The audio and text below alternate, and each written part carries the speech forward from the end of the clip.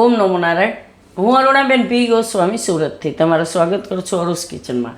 તો આજે આપણે બનાવશું મેંગો રસમલાઈ. તો એના સારું આપણે તો પાકી કેરી અત્યારે સિઝન છે, તો 2 કેરી લીધી હતી. એના આપણે થોડાક આ રીતે ટુકડા કર્યા છે અને થોડુંક આ રીતે સુધાર્યું છે. એનો આપણે પલ્પ બનાવશું. અને આ આપણે દૂધનો પાવડર લીધો છે, તો અડધો કપ જેટલો દૂધનો પાવડર લીધો છે અને દૂધ લીધું છે થોડુંક. એનો રાખ્યું છે આપણે પાવડરને મિક્સ કરવા. અને આ દૂધ લીધું છે આપણે આટલી પાવલી ભરીને. થોડીક તાજી મલાઈ લીધી છે અર્પિતાબેન. અને થોડાક કાજુ આપણે એમાં પીસીને નાખીશું, તો પલાળીને રાખ્યા છે આ રીતે. અને થોડુંક કેસર આપણે દૂધમાં પલાળીને રાખ્યું છે. અને આ આપણે લીધી છે ખાંડ, અડધો કપ જેટલી. એટલે મીઠાશ પ્રમાણે તમે ખાંડ નાખી શકો એમ. અને બ્રેડ, તો આ રીતની આપણે આ બ્રેડ લીધી છે, તો એને આપણે ગોળ કાપશું એમ. તો પહેલાં આપણે દૂધને ગરમ મૂકી દઈશું, કે દૂધને આપણે ઉકાળવાનું છે. તો આ કઢાઈ લીધી છે, ગેસ ચાલુ કરશું અને આમાં આપણે દૂધ નાખી દઈશું. તો દૂધને આપણે ગરમ થવા દઈશું, ઉકળવા દઈશું. અને આ દૂધ આપણે એકદમ ફૂલ ફેટવાળું હોય એવું લેવાનું છે, એટલે જલ્દી એકદમ ઘાટું થઈ જાય એમ. તો આપણે દૂધ ગરમ થાય ત્યાં સુધીમાં જે પીસવાનું છે એને આપણે પીસી લેવું. તો આ આપણે કાજુ, એને આપણે આમાં પેસ્ટ બનાવી લેવું. જરૂર પડે થોડુંક પાણી નાખીને આને આપણે પીસી લેવું.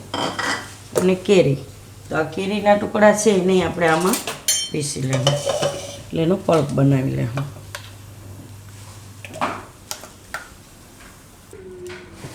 તો દૂધ આપણું આ રીતે ઉકળી ગયું છે.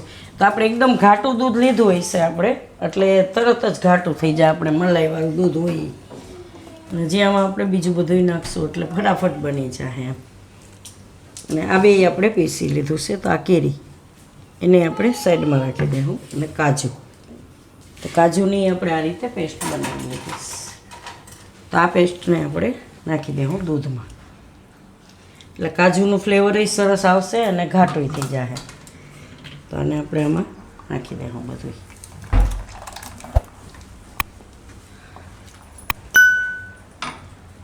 અને આ આપણે કેસરવાળું દૂધ એ આમાં નાખી દઈશું, એટલે એકદમ કેસરનો કલર આવી જાય.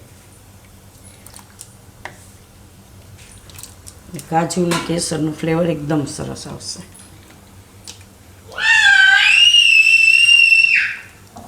આને થોડીક વાર ઉકળવા દેવું આપણે. તો દૂધ આપણે થોડીક વાર ઉકાળી લીધું છે, એમાં આપણે આ મલાઈ નાખી દેવું.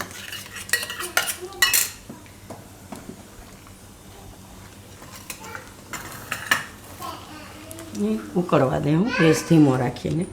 અને આ જે આપણે થોડુંક દૂધ રાખ્યું હતું એ દૂધને આપણે દૂધના પાવડરમાં મિક્સ કરી દેવું. આ રીતે ઠંડા દૂધમાં નાખીએ એટલે એમાં ગાંઠા ના પડે એમ, સરખું મિક્સ થઈ જાય. આ રીતે એકદમ મિક્સ કરી લેવાનું.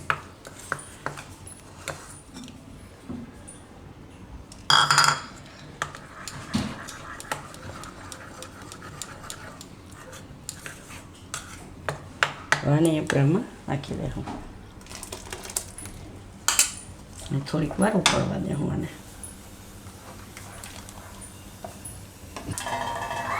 તો આમાં આપણે હવે ખાંડ નાખી દઈશું. તો તમે તમારી મીઠાશ પ્રમાણે નાખી શકો એમ.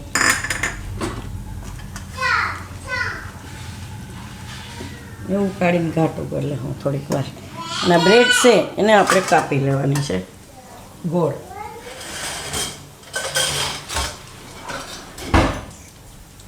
તો આને આ રીતે આપણે ગ્લાસથી કટ કરી શકીએ.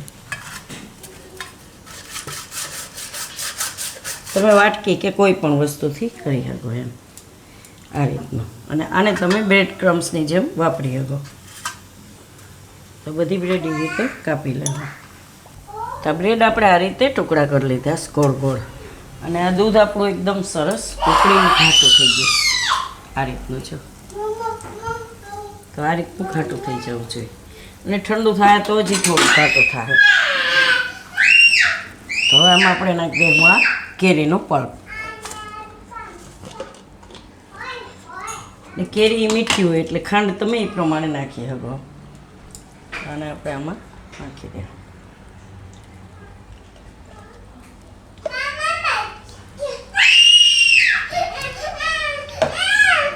બંધ કરી દેવું. આ બધું મિક્સ કરી લેવું આમાં. તો કેરી આપણે આમાં મિક્સ કરી દીધી છે. તો હવે એને આપણે ઠંડુ થવા દેવું. એકદમ સરસ ખાટું થઈ ગયું છે આ રીતનું. ને તમારે આમાં મિક્સ કરવામાં બ્લેન્ડર ફેરવવું હોય તો બ્લેન્ડરે ફેરવી શકો એમ. તો એકદમ સરસ મિક્સ થઈ ગયું. તો આને આપણે બીજા વાસણમાં કાઢી લેવું એટલે જલ્દી ઠંડુ થઈ જાય.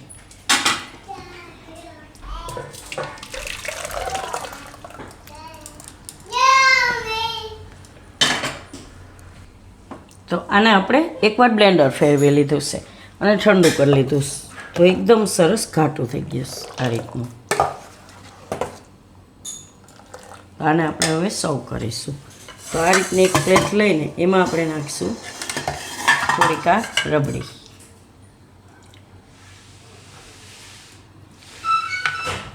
એની ઉપર બ્રેડ રાખશું આ રીતની.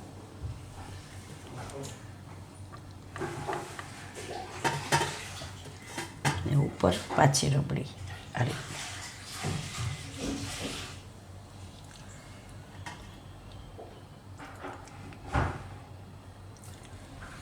કેરીના ટુકડા આપણે રાખ્યા હતા એ થોડાક ઉપરથી નાખીશું.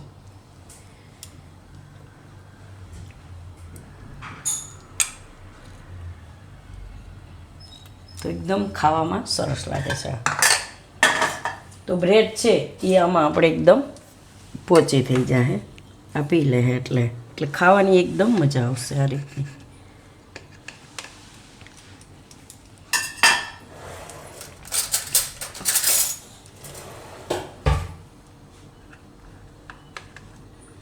તો આ રીતે તમે ખાઈ શકો એમ. એકદમ ટેસ્ટમાં સરસ લાગે છે.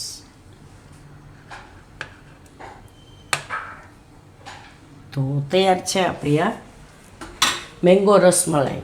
તો જો તમને મારી આ રેસીપી પસંદ આવી હોય તો એને લાઈક કરજો, શેર કરજો અને મારી ચેનલને સબસ્ક્રાઈબ કરજો અને બેલ આઇકન દબાવવાનું ના ભૂલતા. કમેન્ટ કરીને કહેજો કે તમને કેવી લાગી આ મેંગો રસમલાઈ.